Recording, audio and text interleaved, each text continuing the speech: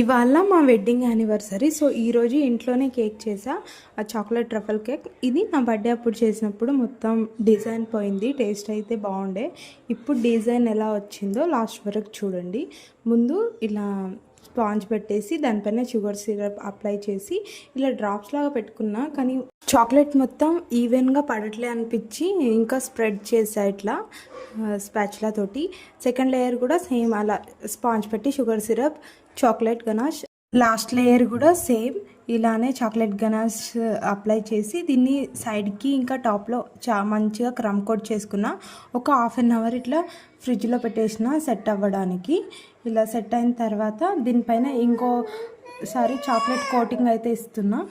తర్వాత chocolate ganache తోటి ఇలా ఫ్లవర్స్ అండ్ డ్రిప్స్ లాగా వేసుకుంటున్నా. ఈ డిజైన్ ఆఫ్ మాత్రమే వేస్తున్నా. ఇంకో ఆఫ్లో హ్యాపీ యానివర్సరీ అని రాద్దాం అనుకుంటున్నా.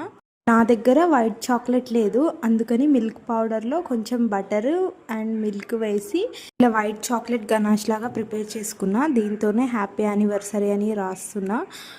ఎలా ఉంది? నా కేక్ నచ్చిందా? ఈసారి బాగా చేశానా? నచ్చితే ఒక లైక్ చేయండి, అంటే నాకు ఇంకా కేక్ చేయడానికి మోటివేషన్ వస్తుంది.